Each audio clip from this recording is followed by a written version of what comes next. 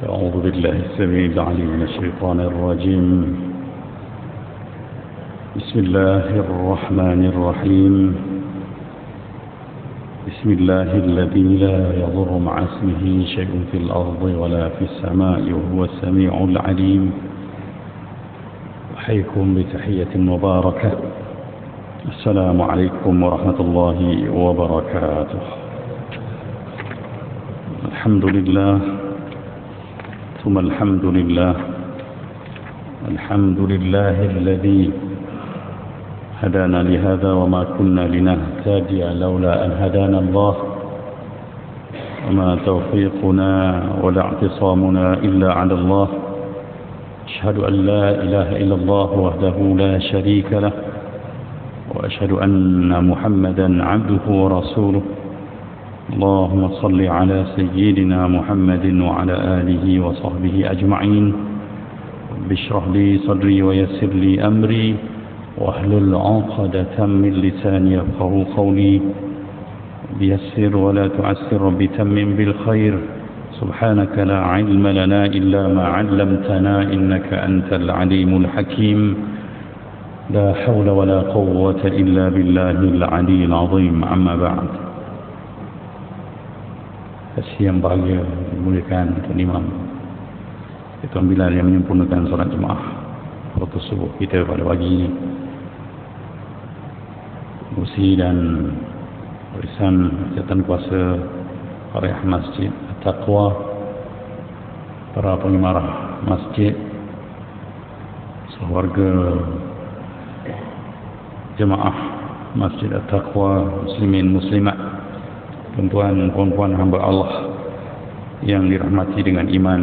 Alhamdulillah, puji dan syukur kita panjatkan kehadap Allah Subhanahu wa taala yang sekali lagi memberi ruang untuk kita membuktikan kesungguhan sebagai hamba Allah Subhanahu wa taala. Dalam kepayahan, dalam kesusahan kita berjaya sampai ke sini hanya kerana iman dan keyakinan bahawa kita perlu begini, dan kerana itu terus kita melazimi cara hidup yang sebegini. Begitulah rahmat Allah Subhanahu wa taala kepada kita yang begitu luas, sehingga kita dapat melazimi kebaikan, ketaatan, dan ini semua kena kita syukuri bersama sedar bahawa ini semua bukan upaya kita, bukan kehebatan kita, tapi wajar kita suri dengan ucapan la haula wala quwwata illa billahil aliyil azim. Tidak ada upaya sebenarnya, tidak ada kekuatan melainkan dengan izin dan kurnia Allah Subhanahu wa taala, Tuhan yang maha besar itu. Selawat dan salam untuk junjungan besar Nabi kita Muhammad sallallahu alaihi wa alihi wa sahbihi wa baraka wasallam. Nabi yang sangat sayangkan umat, ada meninggalkan pesan yang banyak agar kita dapat hidup dalam suasana ketaatan, dalam suasana kehambaan. Dan itulah tujuan kita datang ke sini. Moga-moga kita berjaya jadi hamba Allah. Lalu dengan itu Allah seru kita sebelum ke syurga. Allah kata fadkhuli fi ibadi, masuklah kamu semua dalam kelompok hamba-hamba aku. Itulah kejayaan kita yang sebenar pun. Wadkhuli jannati, barulah layak untuk kita masuk ke dalam syurga Allah Subhanahu wa taala dengan suara masuklah kamu ke dalam syurgaku. Ramai mufassir mengatakan begitulah. Kelayakan untuk seorang tu selamat di akhirat adalah bila mana dia berjaya jadi hamba Allah. Maka gayakanlah watak hamba Allah. Dalam muda-muda usia yang masih bersisa ini, kita gayakan watak hamba Allah. Ya, dalam kehidupan kita sebagai hamba Allah, tentu kita berkehidupan bersama dengan manusia lain, dan gayakanlah ya watak-watak hamba Allah. Wa idza khatabahumul jahiluna qalu salama. Orang-orang yang menjadi hamba Allah ni biasa mendamaikan, bawa kesejahteraan, keamanan, beri salam, menghulurkan kemaafan, memberi bantuan. Artinya kehadiran kita disenangi oleh manusia lain. Ya, kehadiran kita dinanti, bukan dibenci, bukan kesali. Begitulah, moga-moga Allah bantu kita untuk mengurus kehidupan sebagai hamba ini. Alhamdulillah pada pagi ini kita dapat bersama lagi untuk menyambung pengajian yang nanti agak berapa bulan. Saya pun ada komitmen yang tak dapat nak dielakkan. Saya paksa bersama dengan apa-apa yang saya perlu. Jadi pada pagi ini kita sambung pengajian masih berkisar tentang kisah Nabi Adam alaihi salam. Ya, pada pertemuan yang lalu kita bercerita tentang bagaimana asal kejadian Hawa, yang Rasulullah pernah pesan, istausu bin nisa'i khairan, pesanlah pada wanita ini dengan cara paling baik. Ya, fa innahu khuliqa min dil'. Ya, fa innal mar'ah khuliqat min dil'. Sebab apa? Wanita ini diciptakan daripada rusuk. Wa inna a'waja syai' fi dhil a'la, dan rusuk ni bahagian yang paling bengkok melengkung tu yang paling atas. Ya. Rasulullah jelaskan lagi, fa in dhahabta tuqimuhu kasartahu. Kalau kamu cuba nak luruskan pasti patah. Kamu akan patahkan rusuk itu. Wa in taraktahu lam yazal a'waj. Tapi kalau kamu biar aje, tak urut langsung, ya, tak belai langsung, dia akan terus bengkok gitulah. Fastausu bin nisa'i khairan, kata Nabi. Maka pesanlah dengan wanita ni, kena wasiat, kena nasihat, kena cakap dengan baik-baik. Kita dah huraikan dengan panjang lebar dengan kisah Sayyidina Umar dan sebagainya. Dan hari ini kita masuk bercerita tentang situasi Nabi Adam bersama dengan isterinya Hawa di dalam syurga. Dan antara sebutan dalam Al-Quran yang nyata jelas, Allah nyatakan bahawa Adam sempat bersama dengan isterinya hidup dalam syurga adalah ayat-ayat daripada surah Al-Baqarah dan juga surah Al-A'raf. Surah Al-Baqarah ayat 35, Allah kata, a'udzu billahi minasyaitonir rajim, wa qulna ya Adam uskun anta wa zawjukal jannah. Ya, dan kami katakan, wahai Adam, tinggallah anta, kamu, wa zawjuka, dan isteri kamu, al-jannah, ya, dalam syurga ini. Wa kula, makanlah kamu berdua, minha, daripada apa yang ada di syurga ini, ragadan, semahumu, haitsu syi'tuma, ya, wala taqraba hadhihi syajarah, makanlah sehendak kamu apa yang kamu nak makan, tapi Allah kata wala taqraba, maka janganlah kamu berdua, ya, mendekati hadhihi syajarah, pohon ini. Bila Allah sebut pohon ini pakai isim isyarat, ya, dia determine lah, maksudnya dah tertentu dah. Walaupun kita tak tahu pokok itu pokok apa, tapi Nabi Adam dan Siti Hawa tahulah, ya, pokok itu pokok apa. Sebab Allah kata pokok ini, fatakuna minadh dhalimin, maka kamu akan jadi orang yang zalim. Ya, jadi orang yang zalim. Begitu juga ayatnya hampir serupa dalam surah Al-A'raf. Tadi surah Al-Baqarah ayat 35. Dalam surah Al-A'raf, sebab tu kadang-kadang kita tadarus macam surah Al-Baqarah saja. Jadi cerita ni diulang lagi dalam surah Al-A'raf ayat 19. Lafaznya lebih kurang sama, cuma tak ada kalimah wa qulna. Allah sebut wa ya Adam uskun anta wa zawjukal jannah. Dan kat sini faqula. Kalau kat dalam Al-Baqarah Allah sebut wakula, wahai Adam, tinggallah kamu dan isteri kamu dalam syurga ini, maka makanlah tadi, dan makanlah daripada apa yang ada di sini sehendakmu, wala taqraba hadhihi syajarah fatakuna minadh dhalimin. Sama juga, jangan kamu dekati pohon ini, nanti kamu termasuk golongan yang zalim. Jadi Allah Subhanahu wa ta'ala menghadap, ya, menghidupkan Adam dan isterinya dalam syurga, dan Allah bagi dia kebebasan untuk makan, ambil apa saja yang ada dalam syurga, cuma satu pokok je. Subhanallah, ya, begitulah rupanya hiasan dalam kehidupan kita di dunia pun banyak sangat yang halal, yang haram tak banyak mana pun, tapi yang halal itu rasa macam tak cukup memuaskan, sehingga kita terpaksa melayan nafsu, menjebak diri kepada yang haram. Nabi Adam AS pun begitulah. Ya, satu je pokok, bukan, ya, tak ada yang lain, bukan 10, bukan 2, bukan 3, yang satu saja. Tapi yang satu itulah jadi ujian. Sebab apa? Sebab manusia ini dia ada hawa nafsu, dia ada rangsangan, rangsangan nak tahu, nak cuba, nak rasa. Tu siapa yang dapat kawal keinginan ni dalam batas syariat, dia selamat. Dia selamat. Tapi siapa yang tak dapat kawal, sebab Allah ni maha adil, dia tak zalimi hamba-Nya. Jadi dia sediakan banyak yang halal, tapi dia test lah. Sebab dunia memang tempat ujian. Maka gambaran tu dah ada dalam syurga peristiwa ini. Jadi kita tak nak belim Nabi Adam AS. Kita bukan nak cerita mencari salah. Ada orang mendakwa Allah, Nabi Adam ni kalau tak makan buah pohon tu, kita semua duduk dalam syurga. Dia tak faham cerita tu. Pengarah dah kata, kita semua akan turun ke dunia. Sebab tu Nabi Adam ketika mana nak diciptakan malaikat tu, Allah dah cerita dah sebelum Adam lahir lagi. Allah kata apa? Inni ja'ilun fil ardi ka fil jannati khalifah. Tu Adam belum ada lagi tu. Kan, inni ja'il, sesungguhnya aku pasti nak jadikan. Ja'ilun ni cerita nak buat dan pasti. Kalau aj'al belum tentu pasti. Aj'al buat juga, tapi fi'il mudhari'. Ja'ilun isim fa'il. Isim fa'il maksudnya pasti dilakukan. Aku pasti akan ciptakan fil ard, ciptanya kat muka bumi.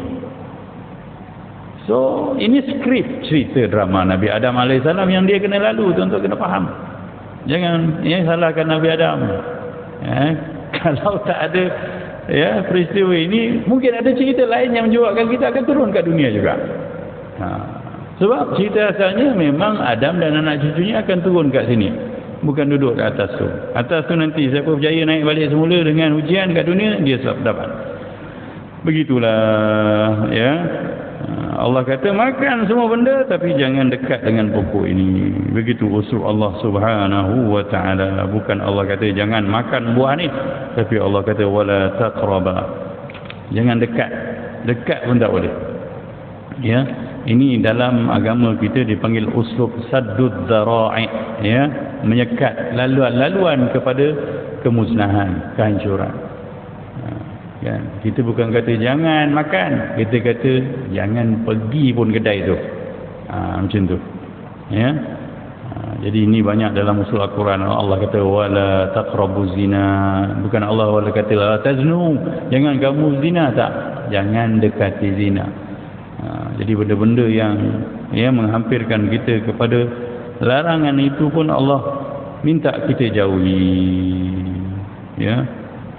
Begitulah. Kalau kita tengok pula dalam tafsiran ayat-ayat Al-Quran, begitu juga daripada hadis Nabi, tak ada siapa pun di kalangan mufassir yang boleh menentukan pokok apakah ini. Pokok apakah ini? Jadi pokok itu sebenarnya tak dapat dikenal pasti oleh orang-orang yang tak pernah sampai ke sana. Jadi kita tak ada nama sebenar pokok itu. Habis dari mana datangnya pokok khuldi itu?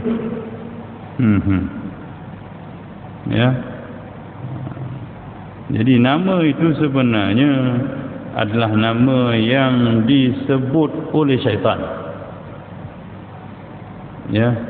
Dalam satu ungkapan ayat, Allah Subhanahu wa taala berceritakan bahawa syaitan mempelawa Nabi Adam alaihissalam agar makan buah itu agar dia kekal. Lafaznya hal adulluka ala syajaratil khuld. Mahu tak aku tunjukkan kepada kamu wahai Adam pohon kekal, dia panggil al-khuldi itu. Kan kita selalu sebut khalidina fiha, ada kha, ada lam, ada dal. Faham tak? Khuldi itu adalah maksudnya kekal. Begitu maksudnya. Manusia ni selalu ditipu dengan realitinya, dia mahu kekal. Kekal terus jadi orang besar, kan? Kekal jawatan tinggi, kekal kerusi, paling kurang kekal muda, kan? Kita kan suka kekal muda. Sebab tu tawaran-tawaran yang mengekalkan kemudaan Allah laris. Sebab tu produk paling laris kat Malaysia ni apa dia? Produk kosmetik. produk kesihatan. Sebab itu naluri manusia. Nabi Adam pun tertipu dengan ayat tu. Ya, tertipu gitu. Sebab tu kita baca Al-Quran ni supaya kita mengenal diri kita. Allah, kat mana setan suka main kita ni? Kita bila ayat muda ubat macam mana power pun kita makan, lagi kena sangkut macam-macam penyakit. Ya, sebab kita pernah ditipu, atuk kita pun pernah ditipu dengan lafaz itu. Jadi tak apalah, ya, kita pun dah pernah dengar bahawa kalimah tu pokok khuldi, sebab setan dah sebab begitu dan Allah SWT ceritakan dalam Al-Quran. Ya. Tapi Allah Subhanahu wa taala ingatkan pada Nabi Adam, ya, kalau kamu lakukan juga fatakuna minadh zalimin. Kamu ini yang akan jadi orang yang zalim. Suka saya ulang selalu, kalimah zalim dalam bahasa Arab, ya, bermaksud sesuatu yang melawan maksud adil. Adil dalam bahasa Arab letak satu kena pada tempatnya. Zalim maksudnya letak satu tak kena pada tempat dia. Dalam konteks ayat ni, ya, kalau kita faham kok bahasa Melayu kalimah zalim, kita tak akan jumpa maksud dia apa benda nak. Kan Nabi Adam kalau makan pun khuldi, dekat dengan khuldi, nanti dia akan jadi zalim. Zalim apa? Kan? Sebab kita orang Melayu bila zalim tu nyanyi orang. Kan? Tapi zalim rupanya bila tak letak sesuatu pada tempatnya. Apa dia? Ya, dia hamba Allah. Makhluk ciptaan Allah. Makhluk ciptaan Allah selayaknya apa? Dengar cakap Allah. Tapi bila dah tak dengar cakap Allah, dia gagal meletakkan dia di posisi hamba Allah. Itu zalim tu. Kalau di sudut bahasa, zalim ni maksudnya letak satu tak kena pada tempatnya. Letak selipar atas kepala. Itu zalim. Tapi orang Melayu kata, itu gila Ustaz. Ya, kita tahu tu orang gila. Tapi di sudut bahasa. Kan? Betul. Kalau tuan-tuan parking kita dekat parking ceramah, itu zalim tu. Contoh. Contoh tuan-tuan. Tapi clear bagi ceramah ini okey. Bukan saya marah apa-apa, tak contoh. Sebab tu jangan panggang kecil ya. Kita kadang-kadang zalim ni kita rasa dah ajar orang. Ya tak. Zalim ni maksudnya buat benda tak betul. Tak kena gaya dia. Zalim tu. Nabi Adam dia kata zalim ni. Saya sebab cerita macam ni sebab kita dulu saya masa kecil pun saya fikir apa salah zalim nak ayat ni. Kita baca tafsir kan. Kira apa benda lah zalim. Rupanya zalim dalam bahasa Arab bila meletakkan sesuatu pada tempatnya. Ingat tak zikir Nabi Yunus AS, la ilaha illa anta subhanaka inni kuntu minadh zalimin. Aku termasuk golongan zalim sebab apa? Aku ni asalnya Nabi. Engkau suruh menyeru, suruh jadi Rasul. Tapi aku pergi lari masuk dalam perut ikan. Tak kena tempat lah tu. Gagal meletakkan diri pada tempat asalnya.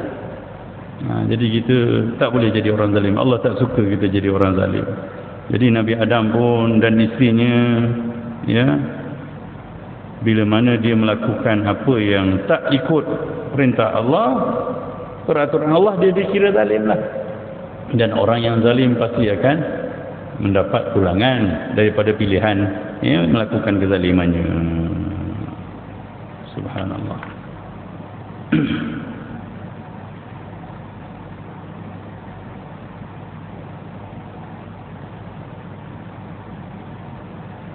Ada satu ayat lagi dalam surah Taha. Allah Subhanahu wa taala sebenarnya lepas bercakap tentang pokok tu, Allah pesan nanti syaitan akan kacau kamu.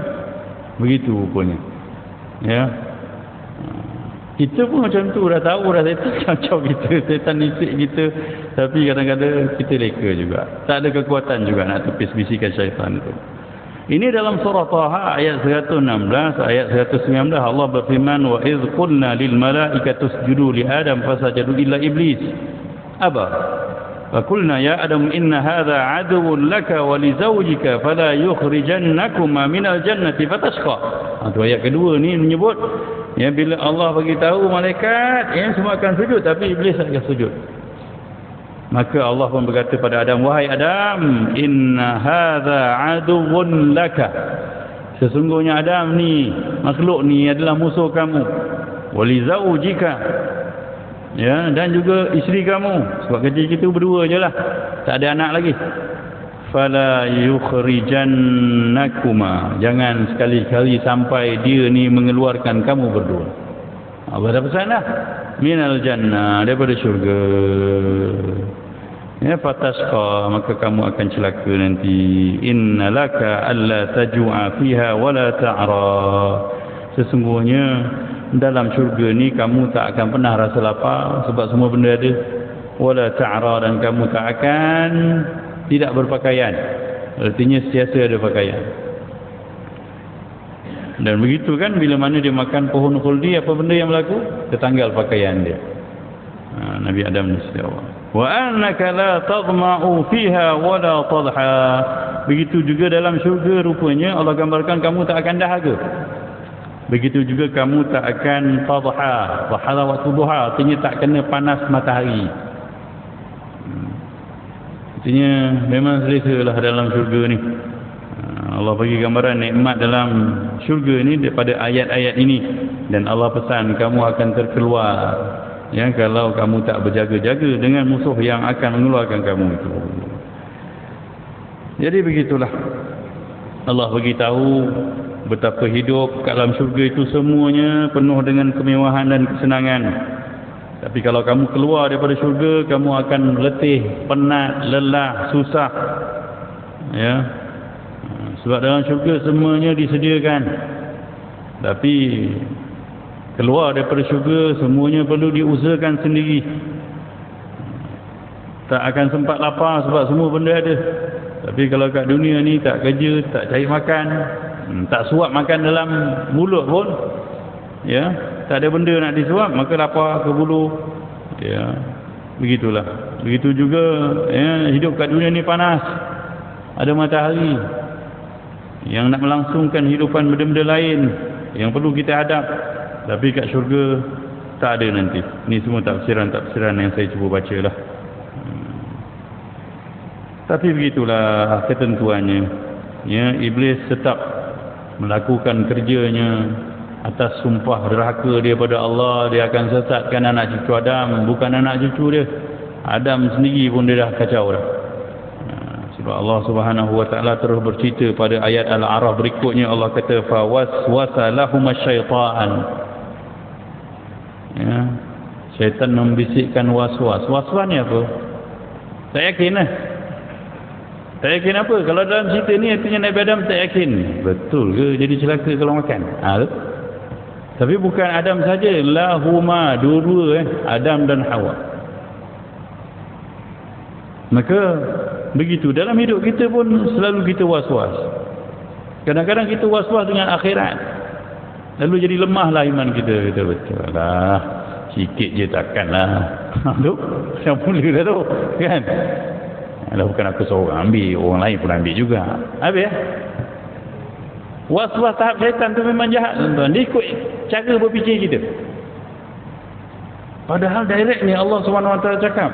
Tapi begitu, manusia ni, ialah, dia dengan nafsu dia, dia masuk pula dengan bisikan syaitan yang mengundang was-was. Was-was ni bukan benda-benda kehidupan kita je. Agama kita banyak kita was-was.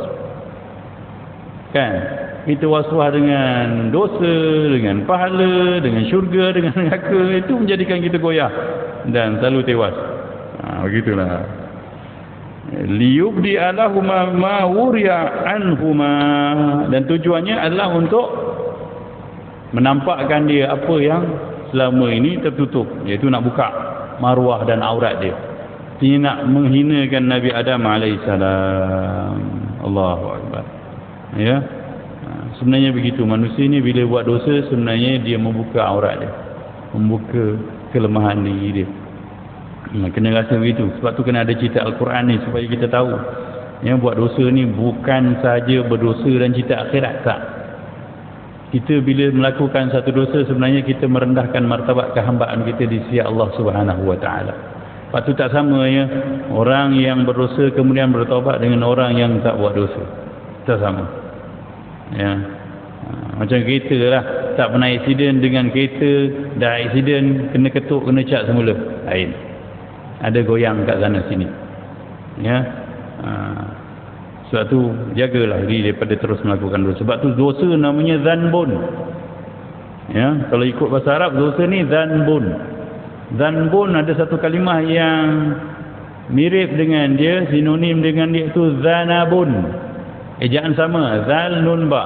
Yang satu baris mati zanbun iaitu dosa, yang satu lagi zanabun iaitu ekor. Kenapa? Sebab sifat dosa itu macam berekor. Dia mesti ada side effect.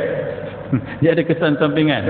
Perasan tak? Kita yang dah biasa buat satu dosa, ya, bila dah taubat pun datang lagi bisikkan tu.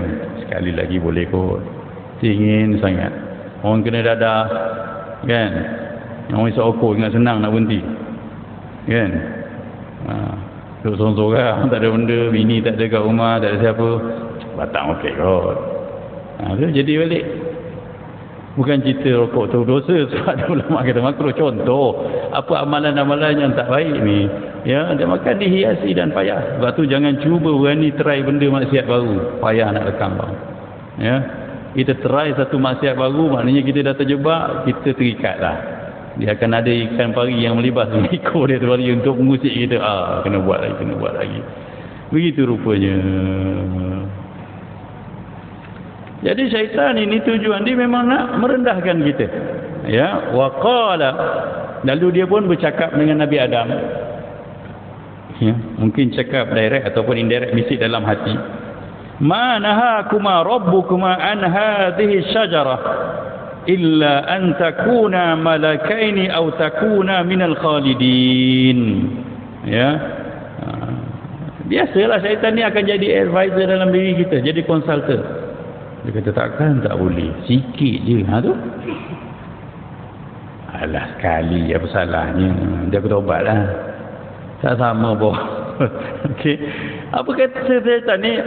Tak adalah yang Tuhan kamu larang kamu daripada makan buah khuldi ni, daripada pokok ini, illa antakuna malakain, ya, melainkan kamu nanti kalau makan kamu akan jadi raja dan permaisuri dalam syurga ni.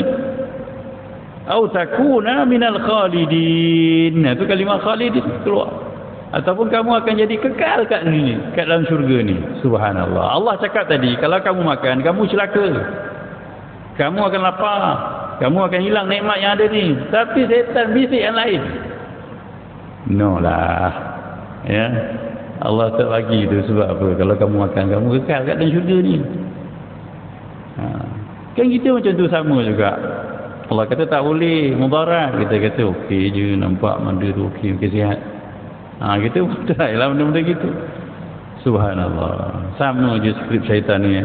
Dia mesti menghiasi dalam hati kita benda yang tak indah pun. Ya, pelik kan. Kalau kita fikir-fikir balik, apa benda lah. Dalam syurga tu macam-macam buah-buahan, pokok-pokok yang lain. Takkan satu tu pun tak boleh tahan. Tapi gitulah manusia. Ya. Sebab apa? Kita ada nafsu, ya, dan kita ada kemahuan ingin mencuba, ingin tahu. Itu sifat manusia, dia nak explore. Maka kalau kita tak bataskan jiwa exploration kita ni kepada syariat, dia akan masuk setan ni jadi konsultan. Sikit boleh tu, kan? Jadi begitulah. Ya. Maka Allah ulas fadallahuma bighurur, ya, maka setan itu menampakkan, menunjukkan kepada keduanya, tapi dengan cara tipuan. Dia nampakkan satu benda kan dia kata apa, makan je, Tuhan tak bagi makan sebab nanti kamu jadi kekal kat dalam syurga. Ya, sebab tu Tuhan tak bagi makan. Sedangkan Allah mana bohong. Sebab Allah tak pernah bohong. Ya, Allah sebab dia cakap, dia mesti kalam dia semi betul. Tapi syaitan yang seolah-olah dia bagi tahu rahsia. Kita kan suka kadang-kadang mengetahui rahsia-rahsia yang orang lain tak tahu. Saya pernah tengok satu Facebook. Ya, dia bercerita pasal Tuhan, pasal ayat Quran ni dengan andaian-andaian yang menyebabkan orang tahu, dan dia akan keluarkan. Dan persoalan dia, kenapa Allah jadikan langit dan bumi ni 6 hari. Siapa tak boleh sampai maklumat ni pada dia, tak tahu sebab apa, yang akidah dia tak sempurna lagi. Apa benda lah, ramailah orang menjawab sana sini, dia kata tak betul tu. Dan hanya sibuk kita dengan benda-benda gitulah. Dia rasa itu kehebatan. No, akidah ni bila mana kita rasa kita diawasi Allah, itulah akidah sebenar. Bukan sibuk tanya benda-benda yang tak pasti, yang kita pun tak tahu, dan sibuk dekat situ je lah. Perbahasan ilmu kalam, Allah ni sifat begini-begini, orang tu tak betul, orang tu kafir, saya je betul. Itu semua pun tertipu dengan syaitan. Allah nak kita berjiwa tauhid, bukan membahaskan tauhid sampai orang lain nampak bodoh, kita nampak hebat. Itu panggil syaitan juga tu. Jangan leka dengan benda begitu, tuan-tuan. Ya, kita nak jadi hamba Allah yang sembahyang sedang ada Allah. Yang bukan sembahyang rasa yes aku menang tadi perbahasan tadi, sedangkan ada Allah. Leka. Jadi ini semua tipu-tipu, ya, syaitan yang menyebabkan kita kadang-kadang buat benda tak perlu dalam hidup ini. Jadi begitulah. Allah gunakan kalimah syaitan ini, ya, waswasa, dalam bahasa Arab. Bila kalimah tu diulang 2 kali, ya, wazan dia macam fa'lala begitu, ya, maka dia bermaksud satu benda yang berterusan, dakhraja, berguling-guling. Waswasa artinya usaha iblis itu bukan sekali, ya, bukan sekali cakap tu Adam dengar, tak. Nabi Adam pun bukan bodoh, tapi begitulah kita ni. Sebab tu tuan-tuan, kenapa kita perlu sembahyang berjemaah, kenapa kita perlu ada suasana zikrullah begini? Sebab syaitan tak pernah berhenti masuk kita. Kali pertama dia cakap dengan kita, dia bisik dengan kita tak dengar langsung pun. Kali kedua, kalau kita tak kuatkan iman kita dan suasana tazkirah begini, dah mula masuk sikit. Boleh juga orang fikirkan. Kali ketiga, dia dah mula masuk lah. Betul juga, aku seorang yang buat, orang lain tak buat pun. Tu dah mula. Bukan nampak pun dia orang aku je penat tu. Tu dah masuk setan tu. Kali pertama tak apa, aku ikhlas. Kali kedua dah mula fikir, kali ketiga dah masuk. Kali keempat dia tinggal tu ramalan tu. Jadi apa yang berlaku pada Nabi Adam sampai dia tersilap langkah ni, sebab usaha iblis tu berterusan. Dan iblis memang perangai dia sangat gigih. Ya.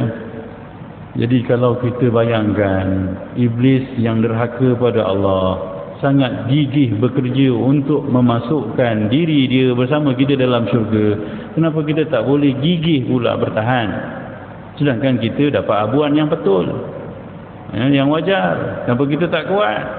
Kenapa kita tak berusaha, sedangkan iblis berusaha, dan berusaha dia mendatangkan celaka dalam neraka. Kita berusaha, Allah jamin syurga. Allah pujuk pula, al-ajru ala qadril masyaqqah, ya. Pahala itu ikut ganjaran kepayahan satu amalan. Makin susah kita ni nak tinggal satu dosa, makin besar pahala. Makin susah kita nak bermujahadah buat satu amalan, makin besar pahala. Ada orang nak bangun subuh senang je, ya, ada orang baru insaf nak bangun subuh, ya Allah, pasang loceng kiri kanan pun macam nak mati bangun. Jadi pahala itu terlalu besar, ya. Dan kita berada di jalan yang dijanjikan kemenangan, kenikmatan, kenapa kita tak kuat? Jadi sedangkan iblis yang tak ada apa-apa pun sanggup buat kerja begitu gigih. Jadi dikatakan tadullu 'alal istimrar muhawalati syayatin fi ighwa'ihima. Maknanya waswasa ni menggambarkan berterusan, konsisten iblis cuba untuk menggoda Nabi Adam alaihissalam. Ya, artinya ini juga bermaksud bahawa Nabi Adam dan Siti Hawa tak layan pun ketika kali pertama ungkapan tu. Jadi kita faham bahawa begitulah atuk kita yang bercakap dengan Allah. Ya, atuk kita yang mendapat pesanan langsung dari Allah pun tewas dengan syaitan bila dah kena ulang kali. Jadi kita ni siapalah sangat kalau tak nak datang masjid, tak nak dengar kuliah, ya, tak nak baca Quran, tak nak mengaji kitab tafsir, ya. Jadi kita tak ada kekuatan pun sebab syaitan kuat, gigih. Jadi sebab itulah kita kena berada dalam suasana zikir, ya, memberi peringatan. Sebab tu Allah pesan, fadzakir fa inna dzikra tanfa'ul mu'minin. Peringatan itulah yang akan, ya, menyelamatkan kita, memberi manfaat pada kita.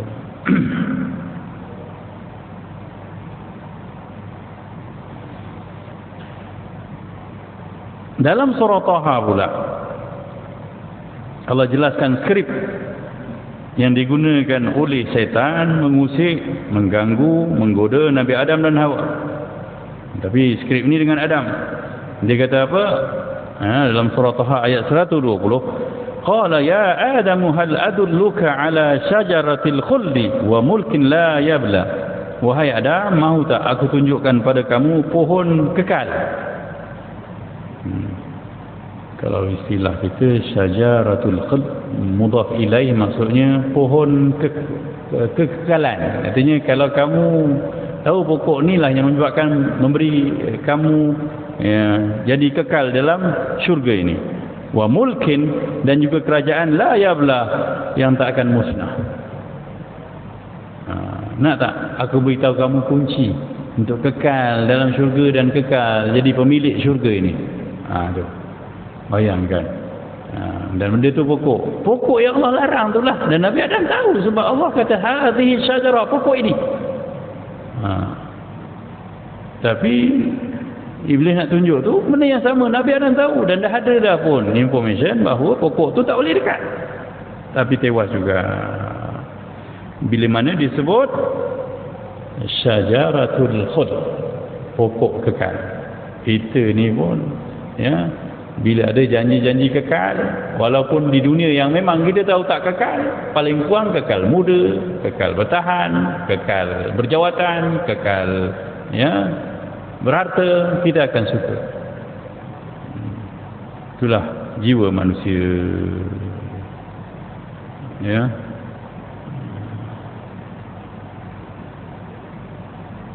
Adakah Nabi Adam dengan ayat ini terus percaya? Tak, tuan-tuan. Nabi Adam pun bukan bohong. Tapi Iblis, dia buat satu benda lagi, tuan-tuan, yang menyebabkan akhirnya Nabi Adam dan Siti Hawa tewas. Nabi Adam bukan tak ingat janji Allah, pesan Allah, peringatan Allah, amaran Allah Subhanahu wa taala. Tapi bila mana ayat selanjutnya bercerita tentang bagaimana Iblis terus menyatakan wa qasamahuma inni lakuma minan nasihin. Lalu Iblis bersumpah kepada keduanya. Ini perangai Iblis, tuan-tuan. Tuan-tuan kalau buat benda bohong, batu bersumpah, perangai siapa? Iblis tau. Jadi skrip ni jangan guna dalam hidup kita. Kita buat benda bohong, tapi nak meyakinkan orang, kita bersumpah. Apa jadi? Sama macam Iblis. Nabi Adam tewas sebab Iblis bersumpah. Wa qasama lahuma inni lakuma minan nasihin. Dia bersumpah dan dia kata, sesungguhnya aku ni bagi kamu kedua adalah dari kalangan orang yang beri nasihat. Aku ni advisor, penasihat engkau lah. Aku lebih senior ke dalam syurga. Aku tahulah semua benda yang dalam syurga ni yang bagi kekal tak kekal. Padahal dia pun tak kekal. Nampak tak? Kalau kita boleh berfikir sedikit, dia pun tercampak keluar. Tapi sebab apa? Kita ni kadang-kadang jadi sumpah ni tak boleh dibuat main lah. Sebab sumpah ni memang mengikat kita. Mengikat kita maknanya kesungguhan satu benda. Tapi kalau digunakan untuk menipu, dia akan membinasakan. Dan ingat, orang yang bersumpah dusta ada pertanggungjawaban di dunia lagi sebelum di akhirat. Jadi dia bersumpah pula, dia jadi penasihat yang baik pula. Jadi begitulah. Sumpah Iblis ini yang menyebabkan Nabi Adam tewas, dan kedua mereka tak makan pun buah pohon itu kalau tanpa sumpahan ini. Begitulah. Fadallahuma bighurur.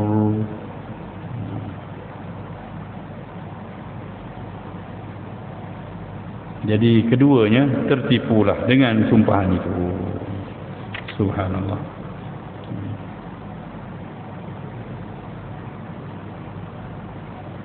Seterusnya macam mana proses itu berlaku? Artinya Nabi Adam makan buah pohon khuldi itu kerana terpedaya. Bukan dia ikut. Kita pun dalam hidup kita banyak terpedaya, tertipu, dan akhirnya kena scammer, kena tipu kan. Yalah macam-macam Kamera hari ni kan, telefon macam-macam. Teknik baru ni kata silap masuk duit lah. Ya. Kita tengok betul memang ada duit dalam akaun kita. Kita pun baik nak pula. Lepas tu dia minta tag number tu. Sekali memang sangkut lah. Ada kawan-kawan dah kena. Saya belum kena lagi lah benda-benda gitu. Tapi kita berjaga-jagalah. Sebab dalam kehidupan ni banyak orang menipu. Dan mereka tak peduli pun. Ya, sebab apa boleh menjadi begitu? Sebab tak ada cerita akhirat langsung dalam hati mereka. Tak ada cerita akhirat. Sebab cerita kat dunia ni, ya, memang siapa yang licik dia dapat lah. Sebab tu kena ada akhirat. Baru adil kehidupan dunia ni. Kalau tak ada akhirat, kita semua jadi penyamun lah tuan-tuan. Buat apa nak jadi baik? Kena handal jadi penyamun lah. Kan? Kena handal, kena kongsi gelap dan sebagainya supaya kita dapat berkuasa dan memiliki macam-macam benda dunia. Tapi sebab apa kita tak buat gitu? Sebab ada akhirat. Dan mereka tu bukan tak pergi akhirat, cuma dalam hati tak ada akhirat. Habis ya? Allah backup Nabi Adam, subhanallah. Dalam surah Taha ayat 115 Allah kata, "Walaqad ahidna ila Adama min qabl." Sesungguhnya kami dah buat janji pada Nabi Adam sebelum tu lagi. Sebelum dia makan buah pohon khuldi itu. Ya. Fanasiya, tapi dia lupa. Sebab terpedaya tadi. Dan Allah backup dua perkara. Kata dia terlupa. Walam najid lahu azma. Dan kami dapati dia tak berazam pun untuk melakukannya. Allahu Akbar. Artinya jangan nampak Nabi Adam jahat. Kita bila bercerita tentang Nabi Adam makan buah pohon khuldi ni, kita tak boleh kata Nabi Adam ni apalah. Kan? Pokok tu ya, macam tak ada pokok lain nak pergi dekat pasal apa, pergi dekat pokok tu juga. Jangan sebut macam-macam kat Nabi Adam. Allah tepis tuan-tuan. Tak percaya tuan-tuan tengok surah Taha ayat 105 Allah kata memang kami dah berjanji dengan Nabi Adam. Ya, panasnya tapi dia lupa. Dah lupa nak macam mana? Dah iblis duk esok-esok. Sebab tu kita ada kena fadzakir, ingatkan balik. Fa inna dzikra tanfa'un. Kita duk sorang-sorang tuan-tuan, memang akan lupa. Kita duk jauh daripada kebenaran, duk jauh daripada majlis ilmu, daripada tazkirah dan sebagainya, peringatan. Manusia memang lupa. Ya, sebab tu ada binaan kata insan tu sama dengan nisyan. Nisyan tu lupa. Insan tu manusia. La yusammal insan illa binisyan. Tak namalah manusia tu insan melainkan kerana sifat lupanya. Siapa yang tak lupa, itu pun saya dah cakap ni katanya. Siapa yang tak pernah lupa apa-apa, dia bukan manusia. Ingat semua benda. Daripada jam 1 cerita cikgu dia semua dia ingat, nak sakan sekelas dia semua ingat. Ada yang ingat. Tapi takkan tak lupa langsung. Dan saya pun dah cerita itu, lupa ni nikmat kan. Nikmat juga. Kalau tak boleh lupa orang yang gaduh dengan kita dulu, asyik geram sampai sekarang lah. Tu, sebab dah lupa lah tu. Tu yang nikah lain tu. Kalau tidak pergi kat kubur je lah hari-hari. Ada yang tak lupa lagi. Ya, tak boleh menjalani kelangsungan hidup kita. Tapi ada lupa yang Allah maafkan. Itu sifat manusia. Bila mana dah diganggu, akhirnya dia lupa. Dan Nabi Adam begitu. Dan yang paling seronok ceritanya Allah kata walam najid lahu azma. Kami dapati dia tak berazam pun untuk melakukannya. Artinya kesilapan bila mana kita tak merancang, terlupa, Allah maafkan. Tapi kebanyakan kita plan, urus, ini nak buat ke mana, nak bawa ke mana, nak pergi mana, itu merancang dah. Bila merancang artinya memang dalam keadaan sedar dan ingat kita melakukan dosa tersebut. Yang itu jadi tercela tu. Ya. Nabi Adam Allah bela dia. Allah bagi tahu ya bahawa dia terjadi kerana apa? Kerana terlupa, sebab bisikan syaitan tu sentiasa berulang-ulang, tak kenal putus asa memujuk Nabi Adam AS, dan Nabi Adam akhirnya terleka, dia terpedaya.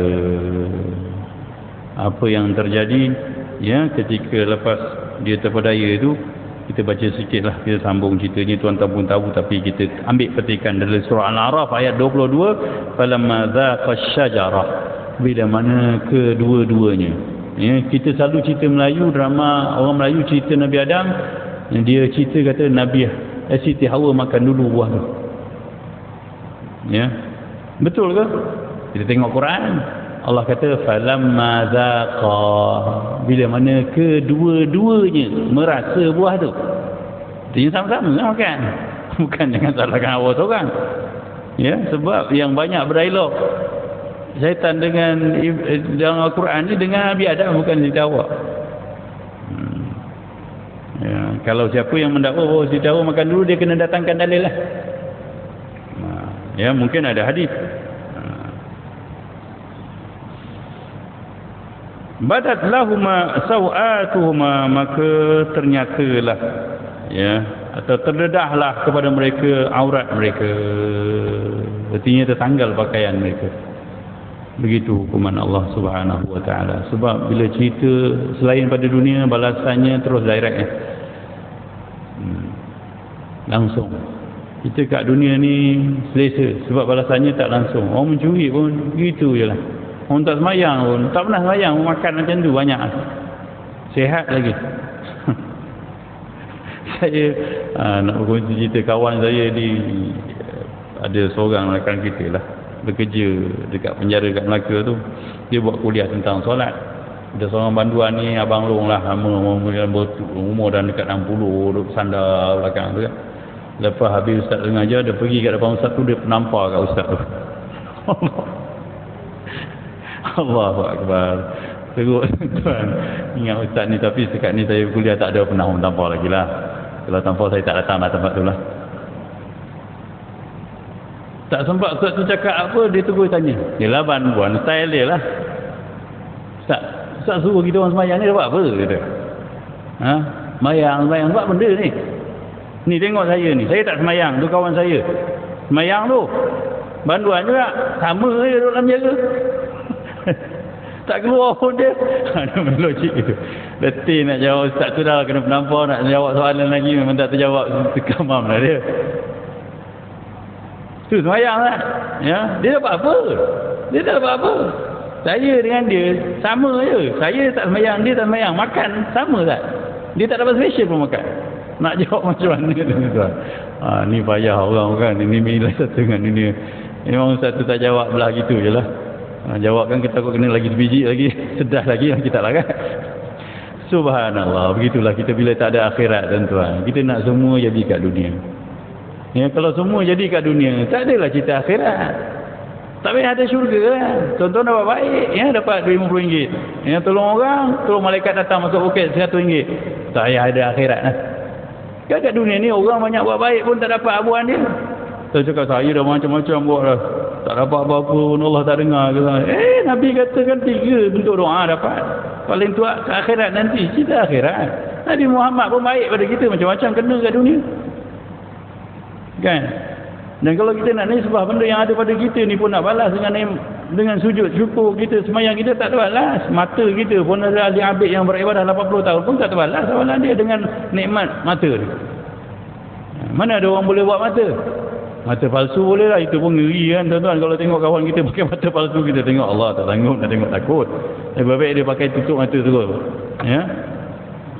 Dan mata tu kan boleh berfungsi pun melihat. Jadi 80 tahun ibadah seorang abid tu nak masuk syurga dengan ibadah dia, nikmat mata yang digunakan sepanjang usia dia pun tak boleh membalas.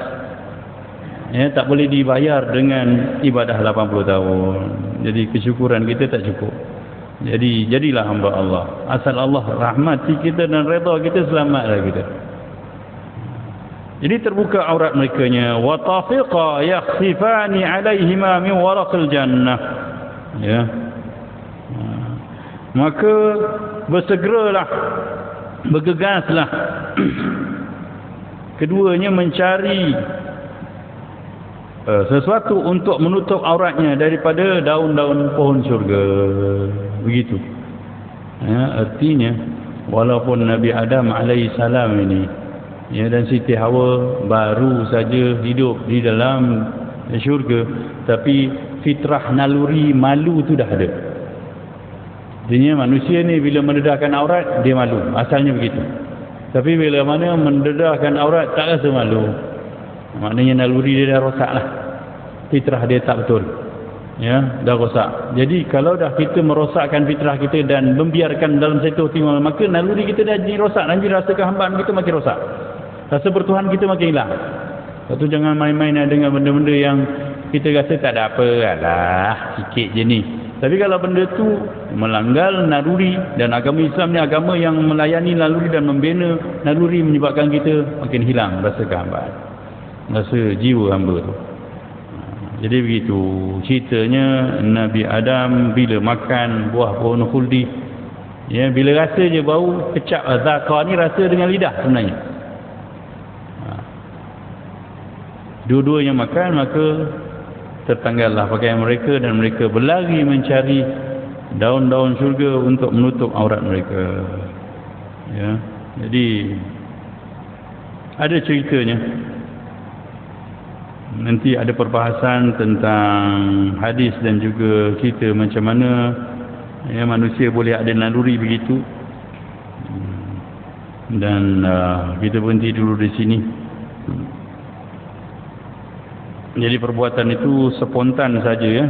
Jadi dia menunjukkan bahawa kita ni ada naluri rasa malu bila mana aurat kita terbuka.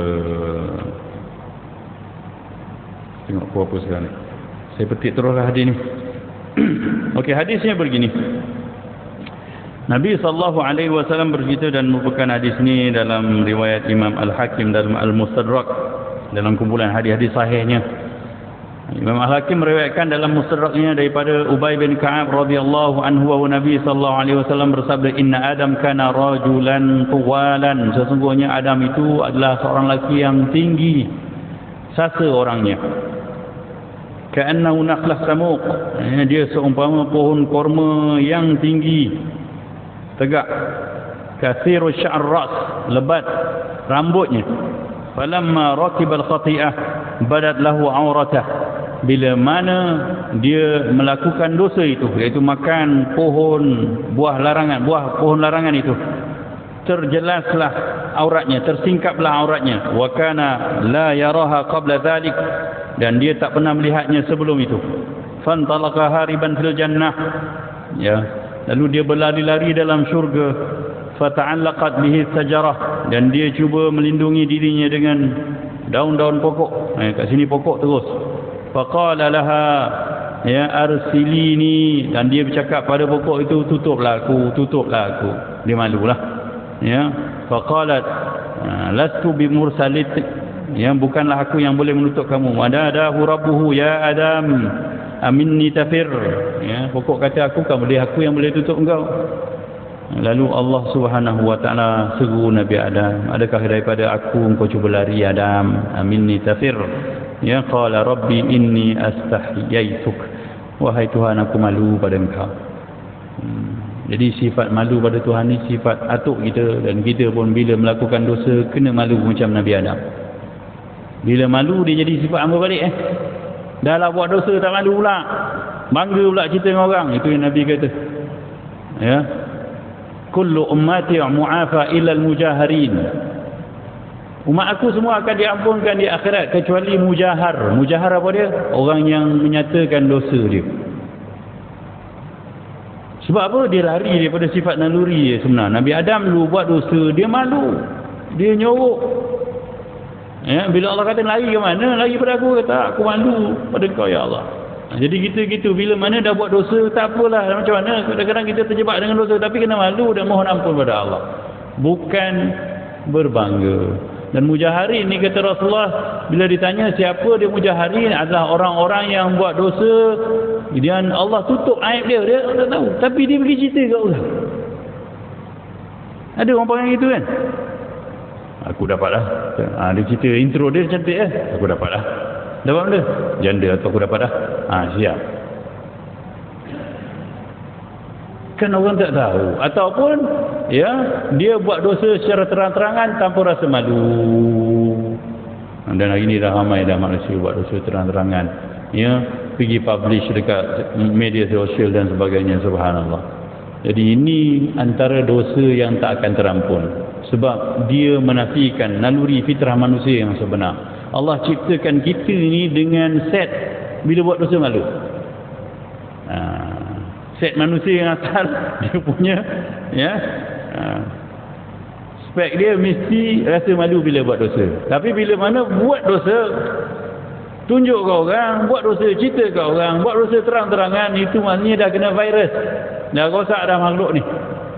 Bila dah rosak, kena repair, kena taubat sungguh-sungguh. Tapi kalau kekal rasa begitu dan tak rasa bersalah dengan rasa tu, mati dengan rasa tu, Allah kata, Rasulullah kata dia tak akan diampunkan Allah. Jadi betulkan balik naluri kita, fitrah kita, mana-mana yang tak betul tu ejah baliklah sebelum kita meninggal. Sebab Allah tak akan terima dengan sikap-sikap kita. Ya, dan kita bacakan kisah-kisah Nabi Adam ni untuk mengenalkan siapa hakikat diri kita sebenarnya. Ya, bukan baca cerita gitu saja sonok-sonok, tak. Ya, asalnya macam mana kita kalau buat dosa dah silap. Dan Nabi Adam buat dosa bukan kerana dia nak buat, dia diusik, diperdaya, ya. Dan kita pun akan jadi begitu. Hebat macam mana kita pun, kita akan tewas. Tapi jadilah macam Nabi Adam. Artinya bukan kita merancang buat dosa, ya, tapi kita terleka dengan sifat manusia. Wabihi wallahu a'lam. InsyaAllah pertemuan kita pada pertemuan akan datang berbicara tentang taubat Nabi Adam. Begitu Nabi Adam memang dia buat salah, tapi Allah kata dia tak sengaja, dia bukan merancang, dan dah tak sengaja merancang pun bertaubat lagi. Kita ni dalam merancang, ya, sengaja buat terang-terangan, tak taubat pula, memang bukan anak cucu Adam. Ya, tak gaya anak cucu Adam, malu kita. Moga-moga kita kuat untuk kembali menjadi anak cucu Adam yang sebenar, sebab Adam sangat baik. Ya, ibu kita Hawa pun ikut, ya, jadi ibu yang sangat baik. Moga-moga kita jadi anak cucu yang baik kepada Nabi Adam alaihissalam. Qul hadza wa astaghfirullahal azim. Bismillahirrahmanirrahim. Alhamdulillahirabbil alamin. وأفضل الصلاة وأتم التسليم على سيدنا محمد وعلى آله وصحبه أجمعين. اللهم علمنا ما ينفعنا وأنفعنا مما علمتنا. ربنا لا تفرقنا إلا عن ذنب مغفور وعيب مستور وتجارة لن تبور برحمتك يا عزيز يا غفور يا عالم ما في الصدور. أخرجنا يا الله من الظلمات إلى النور. وصلى الله على سيدنا محمد وعلى آله وصحبه وبارك وسلم والحمد لله رب العالمين. Maaf sekali lagi. Assalamualaikum warahmatullahi wabarakatuh.